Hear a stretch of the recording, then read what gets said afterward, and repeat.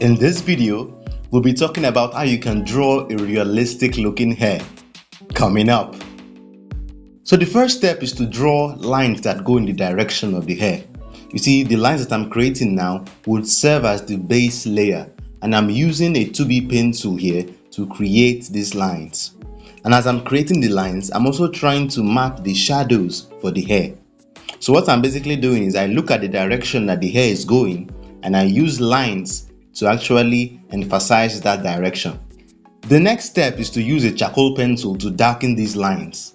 You want to make sure that your charcoal pencil is actually sharp, and then with your sharp charcoal pencil, feather your strokes from the shadows toward the highlights.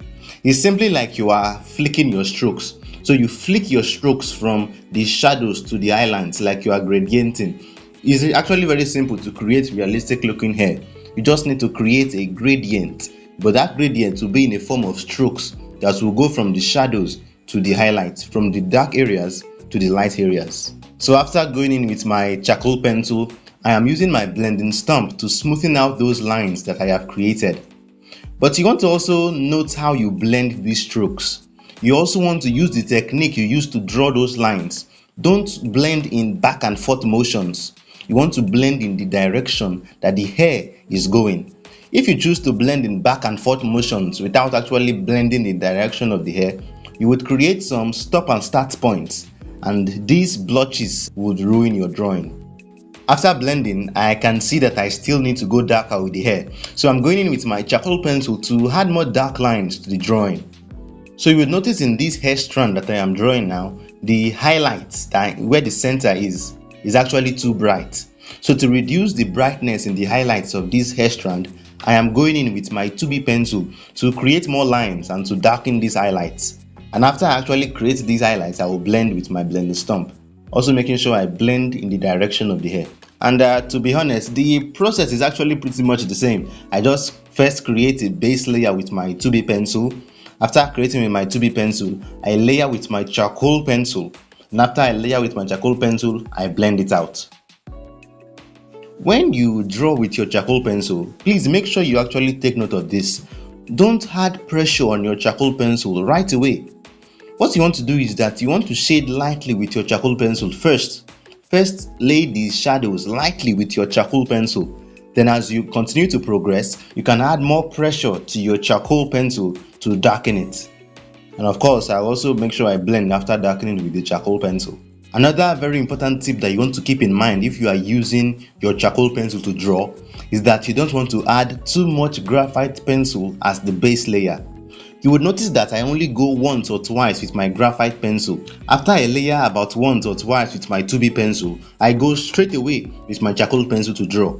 You see, most people, they will continue to add more layers of graphite, continue to shade with their 4B graphite pencil, their 5B, their 6B graphite pencil before they now shade with the charcoal. But the reason why I don't add more graphite pencil is because charcoal does not work too well with graphite. You see, if I started to darken the drawing with, say, my 6B pencil, I would not be able to use my charcoal pencil to add more strokes. The charcoal won't create marks in the drawing because there's too much graphite underneath. It just won't show through, it won't work. So you want to make sure that you layer with less graphite, not too much, less graphite, then you can go in with more charcoal.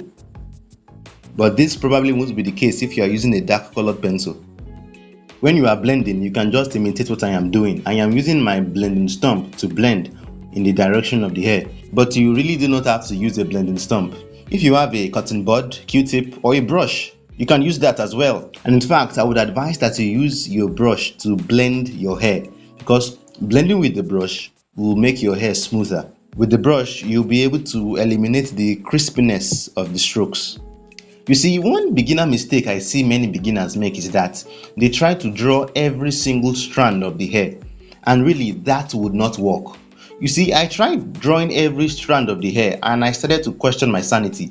Seriously, don't try it, you would hate yourself.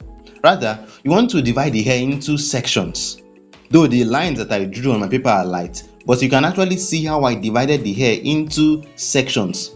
When I do it like this, it is a lot more easier for me to tackle one section at a time.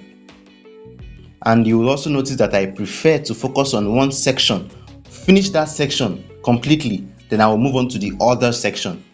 Doing this method is actually a matter of personal preference. Just do what works for you. Like for example, you can choose to lay a base layer on all the sections of the hair at once. Then you can add charcoal to all the sections of the hair at once. Then you also blend all the section of the hair at once. You may not draw it one section at a time like I am doing now. Simply do what works best for you. When it comes to creating the shadows of the hair, you may decide to use your charcoal pencil to create these shadows. You could also choose to use a dark color pencil. It could be a Prismacolor, it could be Polychromos, it can also be Caran d'Ache Luminance. Anyone would actually work fine as long as it is a quality dark colored pencil. As I mentioned earlier, you don't want to apply too much pressure with the graphite pencil, because something I found out very quickly was that charcoal and graphite aren't really the best of friends. If you add too much graphite at the beginning, or you actually press too hard on the paper with your graphite pencil, it would not be easy to draw on it with your charcoal pencil. The charcoal would not show through. You also really need to watch carefully the direction that the hair is going. One of the things that actually make your hair to be more realistic and to stand out is when you follow the direction laid out for you in your reference photo. In the bun area especially, it is very easy to get confused. You simply have to look at your reference and study. Pay attention to the direction of the strands and the direction in which the hair is going. This is why I also advise that one should use a reference photo when drawing. You'll be able to actually find out how the hair flows, the direction in which a hair should go. To create the hair strands and the flyaway hairs, I am simply just going in with my 2B pencil first.